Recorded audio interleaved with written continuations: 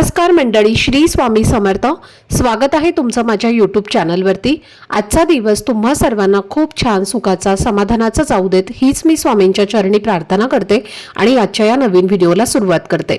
पण त्या अगोदर तुम्ही माझ्या चॅनलवरती जर नवीन असाल तर चॅनलला पण लगेच सबस्क्राईब करा आणि कमेंटमध्ये श्री स्वामी समर्थ लिहायला अजिबात विसरू. उद्या 26 मार्च गुरुवारचा पवित्र दिवस आहे आणि या दिवशी आपण श्रीरामनवमी साजरी करणार आहोत, जो आपल्या हिंदू धर्मातील अत्यंत महत्त्वाचा आणि पवित्र सण मानला जातो. रामनवमी म्हणजे काय आणि ती का साजरी केली जाते हे जर अगदी सोप्या भाषेत सांगायचं झालं तर हा दिवस प्रभू श्रीरामांचा जन्माचा आनंद साजरा करण्याचा दिवस आहे. प्रभू श्रीराम हे भगवान विष्णूंचे 7वे अवतार मानले जातात आणि त्यांनी आपल्या आयुष्यात सत्य, धर्म, कर्तव्य आणि सद्गुणांचा आदर्श जगासमोर ठेवला.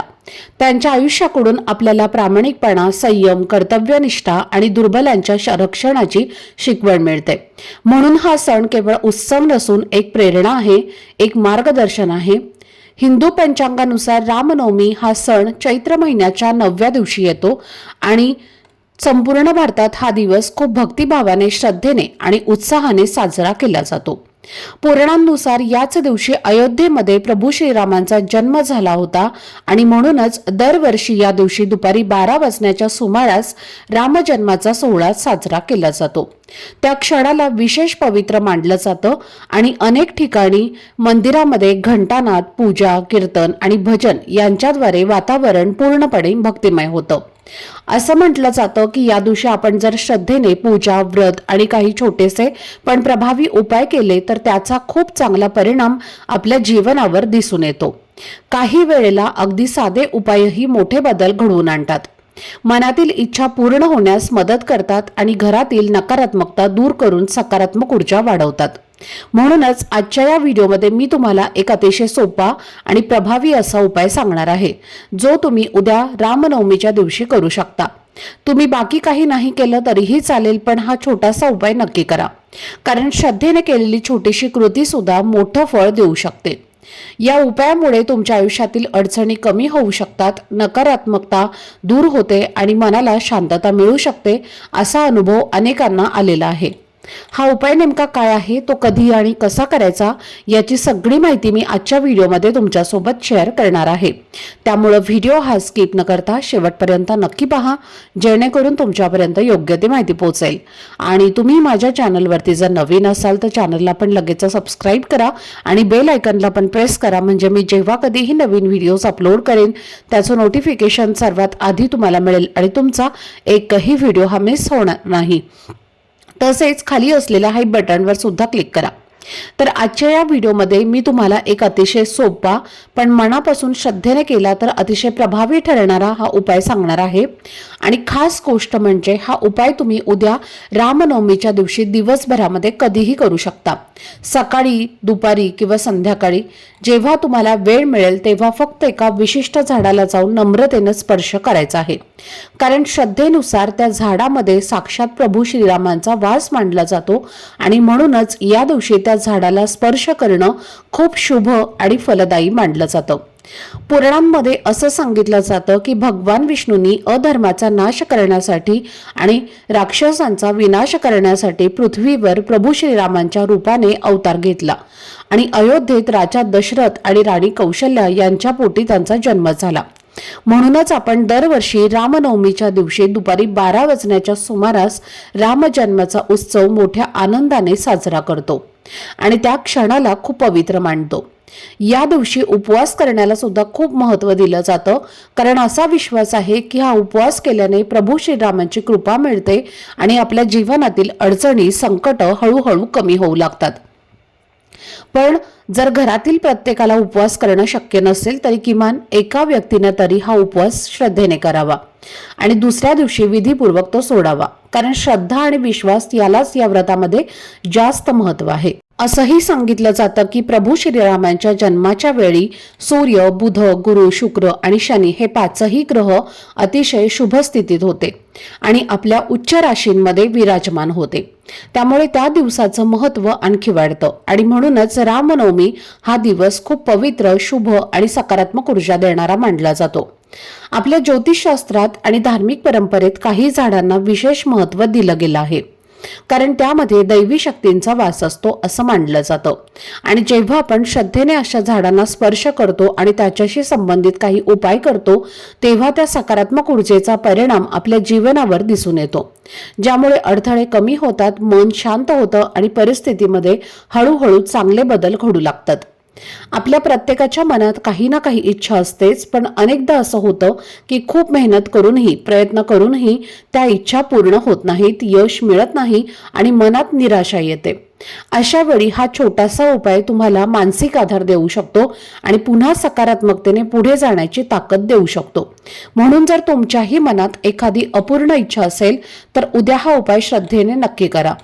तसेच काही वेळेला आपल्या आजूबाजूला असे लोक असतात जे समोरून गोड बोलतात, पण मनातून आपल्यासाठी चांगला विचार ते करत नाहीत किंवा सतत अडथळे निर्माण करतात. अशा नकारात्मकतेपासून स्वतःला दूर ठेवण्यासाठी आणि मन मजबूत ठेवण्यासाठीही हा उपाय उपयोगी ठरतो.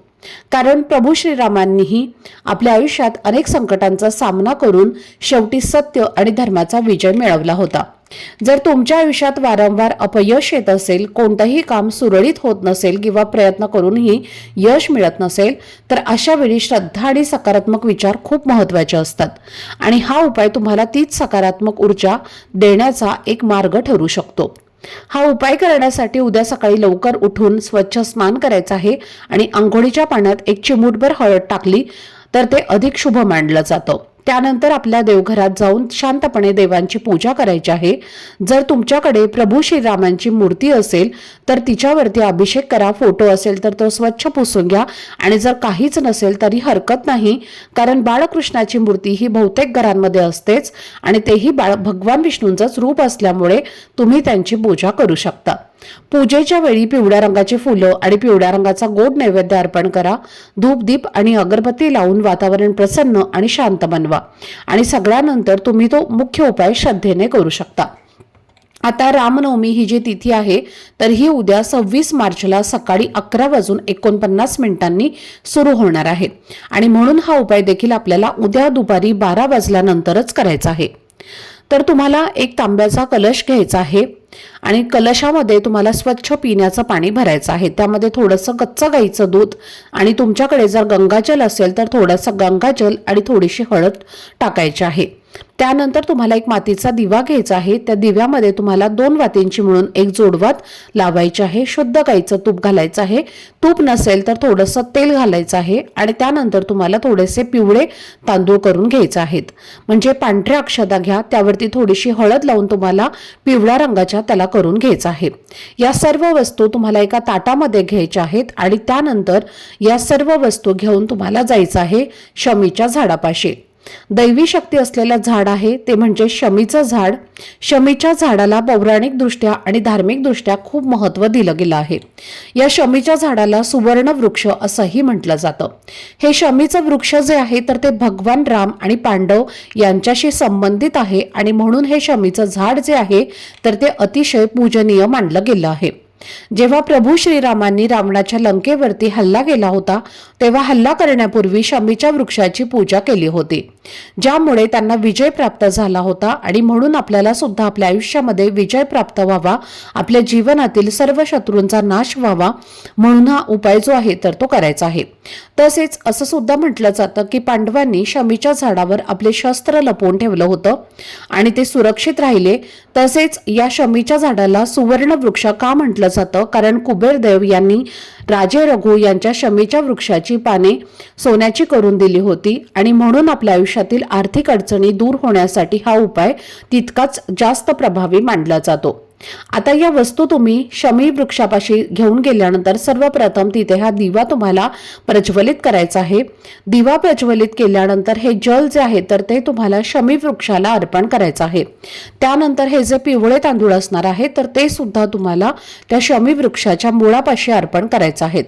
हळद, कुंकू, अक्षदा, पिवळ्या रंगाची फुलं असतील तर ती अर्पण करायची आहेत। अगरबत्ती किंवा धूप तिथे लावायचं आहे आणि त्यानंतर त्या झाडाला 11 प्रदक्षिणा करायच्या आहेत। प्रदक्षिणा करत असताना ओम नमो भगवते वासुदेवाय नमः या मंत्राचा जप करायचा आहे आणि त्यानंतर दोन्ही हात जोडून तुम्हाला प्रभू श्रीरामांचं, भगवान विष्णूंचं नामस्मरण करायचं आहे। आपल्या आयुष्यात ज्या काही अडचणी आहेत, जे काही दुःख आहेत तर ती दूर होण्यासाठी प्रार्थना करायची आहे।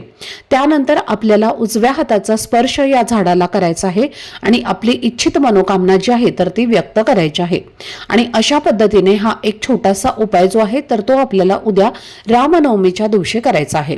जेव्हा आपण हा उपाय करतो तेव्हा प्रभू श्रीरामांचा आशीर्वाद हा आपल्याला मिळत असतो आणि त्यामुळे आपल्या घरातील सर्व आर्थिक अडचणी दूर होऊन घरात सुख, शांती, समृद्धी प्राप्त होते आणि आपल्या सर्व इच्छा, मनोकामना या देखील पूर्ण होतात।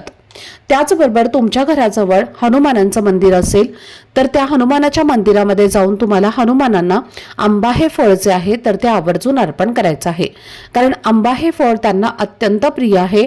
आणि जेव्हा तुम्ही रामनवमीच्या दिवशी हनुमानांना आंबा हे फळ अर्पण करता तेव्हा तुमच्या जीवनातील सर्व संकट, अडचणी, अडथळे दूर होतात आणि तसेच त्यांना तुम्हाला 11 लवंगाची माळ सुद्धा अर्पण करायची आहे। जर आपण रामनवमीच्या दिवशी प्रभू श्रीरामांना 11 लवंगाची माळ अर्पण केली तर आपल्या संकटमुक्त आपण होत असतो आणि आयुष्यामध्ये जी काही संकट आहेत तर ती पूर्णपणे नष्ट होतात आणि प्रगतीचे मार्ग हे खुले होतात आणि म्हणून तुम्ही 11 लवंगाची माळ सुद्धा अर्पण करू शकता। तसेच या रामनवमीच्या दिवशी रामरक्षा स्तोत्राचं पठण आणि रामनामाचा जप केल्याने सर्व संकट ही दूर होतात। त्याचबरोबर रामनवमीच्या दिवशी तुळशीच्या पानावर श्रीराम लिहून हे पान श्रीराम प्रभूंना अर्पण केल्याने सुख, समृद्धी आणि इच्छापूर्ती होते। तसेच घरामध्ये सतत पैशांच्या आर्थिक अडचणी येत असतील, घरात पैसा टिकत नसेल, सतत इतरांकडून उसने पैसे घेण्याची वेळ येत असेल तर या दिवशी तुम्हाला मुख्य प्रवेशद्वारावर 11 दिवे लावायचे आहेत। हे कणकेचे दिवे असतील तरीही चालतील किंवा मातीचे दिवे सुद्धा तुम्ही लावू शकता। तसेच या दिवशी संकट निवारण्यासाठी 1.25 किलो चण्याची डाळ आणि गूळ जे आहे तर ते दान करावं। त्याचबरोबर या दिवशी तुम्ही ओम हनुमतये नमः किंवा श्रीरामचंद्राय नमः या मंत्राचा जप केल्याने प्रत्येक कामात यश मिळते। त्याचबरोबर या रामनवमीच्या दिवशी भगवान श्रीरामांना 7 प्रकारच्या धान्याचा नैवेद्य अर्पण करा, त्यामुळे तुमच्या घरातील धनधान्य वाढेल। रामनवमीच्या दिवशी तुमच्या घरी आलेली कोणतीही व्यक्ती रिकाम्या हाताने परत जाणार नाही याची विशेष काळजी तुम्हाला घ्यायची आहे। त्यामुळे तुमच्या घरातील धान्याचं कोठार सदैव भरलेलं राहील आणि माता लक्ष्मीचा सहवास तुमच्या घरी राहील। तर हे काही प्रभावी उपाय आहेत जे आपल्याला उद्या रामनवमीच्या दिवशी करायचे आहेत। तर ही अत्यंत महत्त्वाची माहिती मला तुमच्यासोबत शेअर करायची होती। आजचा हा व्हिडिओ जर तुम्हाला आवडला असेल तर व्हिडिओला लाईक करा, चॅनलवरती नवीन असाल तर चॅनलला सबस्क्राईब करा आणि हा व्हिडिओ आपल्या मित्रपरिवारासोबत जास्तीत जास्त शेअर करा। चला तर मग भेटूया पुढच्या एका नवीन व्हिडिओमध्ये। तोपर्यंत सर्वांना श्री स्वामी समर्थ। धन्यवाद।